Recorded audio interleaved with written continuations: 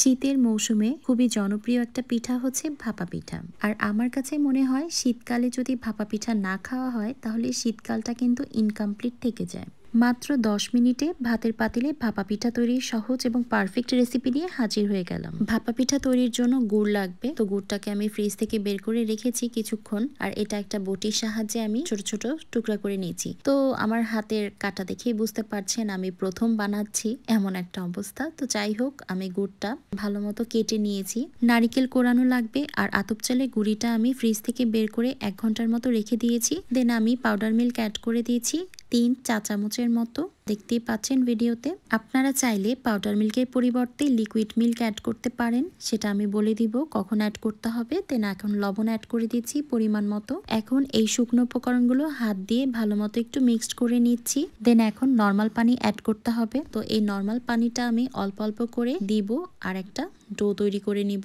ডোটা কিন্তু রুটির মতো হবে না, জাস্ট আপনারা দেখেন অল্প অল্প পানি অ্যাড করে এভাবে একটু মিক্সড করে ময়ান করে নিচ্ছি। বেশি পানি অ্যাড করা যাবে না, অল্প অল্প অ্যাড করব আর এভাবে মিক্সড করব। তো কনসিস্টেন্সিটা কেমন হবে সেটাই আমি আপনাদেরকে একটু করে দেখিয়ে দিব। বেশি পানি অ্যাড করলে কিন্তু পিঠাটা ভালো হবে না। এখন আর পানি অ্যাড করব না, এরকম হবে চালের গুঁড়িটা। আর এখন একটা বাটি লাগবে, বাটিতে এখন আমি একটা স্ট্রেনার নিব। স্ট্রেনার দিয়ে বা চালনি যেটাই বলেন না কেন, ওইটা দিয়ে আমি ভালো মতো চেলে নিব চালের গুঁড়াটা। তো এখন দেখেন অল্প অল্প করে দিচ্ছি আর ভালো মতো চেলে নিব। আর আমি যেহেতু এই প্রথমবার বানাচ্ছি, গত বছর আম্মুর সাথে বানিয়েছিলাম ঢাকাতে, আম্মু বানিয়েছিল, আমি ভিডিও করেছিলাম, তো সেইখান থেকে শিখেছি। আর এই প্রথম আমি নিজের বাসায় বানাচ্ছি। আলহামদুলিল্লাহ আমারটা বেশ পারফেক্ট হয়েছে। ছবিতে তো আপনারা দেখেছেন। ওই যে বললাম প্রথমবার বানাচ্ছি, এই চালনি দিয়ে হচ্ছিল না, অল্প চেলেছি।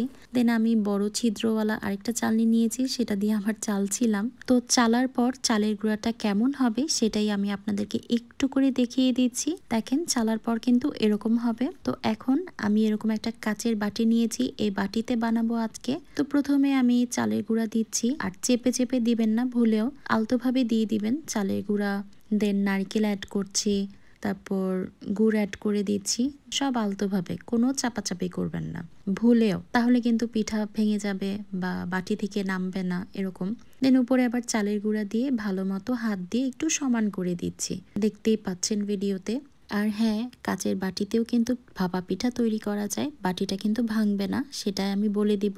আরও একবার প্রসেসটা আমি দেখিয়ে দিচ্ছি। আলতোভাবে একটা স্টিলের বাটি নিয়েছি, আলতোভাবে চালের গুঁড়া দিয়ে দিচ্ছি, নারিকেল দিয়ে দিচ্ছি, গুড় দিয়ে দিব। দেন উপরে আবার চালের গুঁড়া অ্যাড করে দিচ্ছি, সব কিন্তু আলতোভাবে। দেন সমান করে দিবেন। প্রসেসটা তো আমি দেখিয়েই দিচ্ছি। আর এইটার উপরে আমি একটু নারকেল অ্যাড করে দিচ্ছিলাম দেখার জন্য যে কেমন হবে পিঠাটা। আর এখন ভাতের পাতিলায় পানি দিয়ে দিয়েছি, বেশ কিছুটা পানি দিয়ে যখন বলক চলে আসছে তখন পিঠা দিয়ে দিব। আর এরকম মশারি টাইপের কিছু দিয়ে পাতিলাটা ভালো মতো মুড়ে নিয়েছি।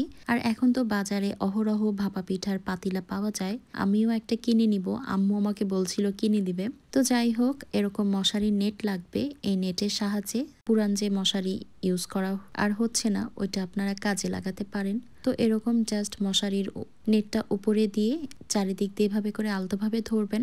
আর অবশ্যই এটা মাথায় রাখবেন, যখন ভাপা পিঠা দিবেন আর নামাবেন অবশ্যই চুলাটা কিন্তু একদম লো ফ্লেমে রাখতে হবে, না হলে হাত পুড়ে যাওয়ার সম্ভাবনা থাকবে তাপ লেগে।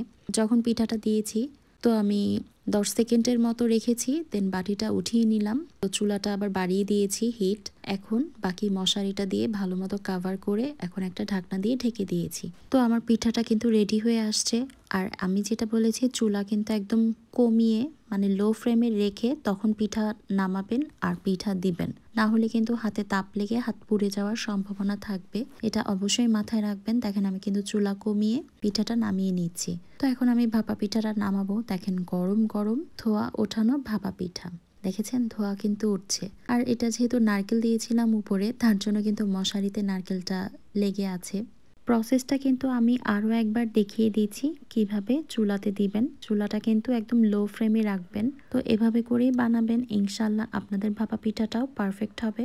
ইনশাল্লাহ। আর আমি যেহেতু জীবনের প্রথমবার একা একা পারফেক্ট ভাপা পিঠা বানিয়েছি, তার জন্য আমি তো মহা খুশি। আর উনি যেভাবে মাথা নাড়াচ্ছেন, মানে উনি তো খাবেন এমন একটা ভাব। বাট আমার ছেলে তো একদম মিষ্টি টাইপের কোনো কিছুই খায় না, পছন্দ করে না। আর আমার পিঠা কতটা পারফেক্ট হয়েছে সেটাই আমি একটু করে ভেঙে দেখাচ্ছি। ভাপা পিঠাতে বেশি করে নারকেল আর গুড় অ্যাড করলে অনেক অনেক মজা লাগে। তো আমি অনেক গুড় অ্যাড করেছি, প্লাস নারকেল অ্যাড করেছি। খেতে আলহামদুলিল্লাহ অনেক অনেক ভালো হয়েছে। আর হ্যাঁ, আপনারা পাউডার মিল্কের পরিবর্তে লিকুইড মিল্ক অ্যাড করতে পারেন পানিটা যখন আমরা দিয়েছি সেই ক্ষেত্রে। তো এনাফ ফর টুডে, এখনই টাইমলাইনে শেয়ার করে রাখবেন। আসসালামু আলাইকুম, আল্লাহ হাফিজ, টাটা।